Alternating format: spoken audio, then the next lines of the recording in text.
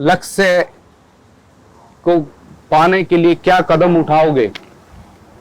कदम तो बाद में उठते, पहले तो आपको लक्ष्य निर्धारित करना पड़ता है कि वास्तव में आपका लक्ष्य क्या है। उदाहरण लीजिए,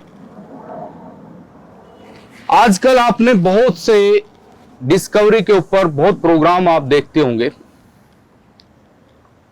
आपने देखा होगा कई बार कोई शिकारी जानवर, कोई हिंसक जानवर जिस समय जानवरों का शिकार करता है, तो आपने देखा होगा कि यदि ज्यादा झुंड में जानवर हैं, बहुत बड़ा कोई झुंड है, तो उसके अंदर वो इतनी जल्दी शिकार नहीं कर पाते। कारण क्योंकि उनका लक्ष्य स्टिक नहीं है कि किसको मुझे पकड़ना है, और वो तत्परता दिखाते हैं। यानी वो भाग रहे हैं, किसी को पकड़ने की वो करेंगे तो वो उनके हाथ से निकल जाएगा, फिर दूसरे को करते हैं, तो उनका लक्ष्य एक तरीके से निर्धारित नहीं है कि मुझे सिर्फ इसको पकड़ना है, क्योंकि बहुत ज्यादा जानवर है। ऐसे ही व्यक्ति का जब बहुत ज्यादा विचार उसके अंदर होंगे, बहुत ज्यादा चीजें से वो प्रभावित होगा, तो वो अपने लक्ष्य को निर्धारित नहीं कर सकता। आपने देखा होगा कोई जानवर यदि शिकार करता है तो वो एक एम लेता है, एक लक्ष्य उसने चुन लिया कि ये हिरन है, ये भैंस है, ये कोई भी जंगली जानवर है, या कोई खच्चर है, जैसा उत्तराखंड में हम देखते हैं।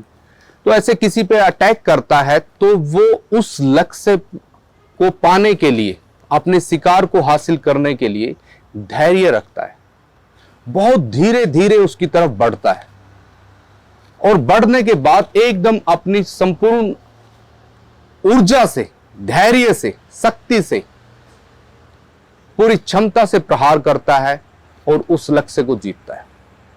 ऐसे ही किसी मानव को यदि अपना जीवन के अंदर सफल होना है तो उसको अपना एक लक्ष्य का चुनाव करना पड़ेगा। उसको देखना पड़ेगा कि वास्तव में उसका लक्ष्य क्या है। वो प्रभावित तो नहीं है किन्हीं चीजों से, कि देखा देखी वो नकल तो नहीं कर रहा, और वास्तव में उसका लक्ष्य कुछ और है, और वो लोगों की देख के किन्हीं और चीजों का चुनाव कर रहा है, तो उसके अंदर उसकी पूर्ण ऊर्जा, शक्ति नहीं लग पाएगी, और इसलिए ज्यादा संभावना है कि वो असफल हो जाए। इसलिए लक्ष्य को प्राप्त करने के लिए, कदम बढ़ाने के लिए उसकी तरफ, सबसे पहले उसका चुनाव जरूरी है, और धैर्य से और स्थिरता,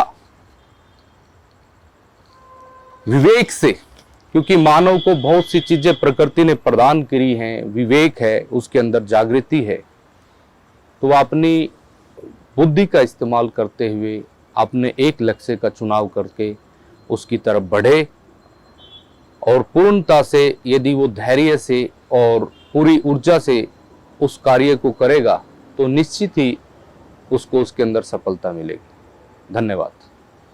ओम नमः शिवाय।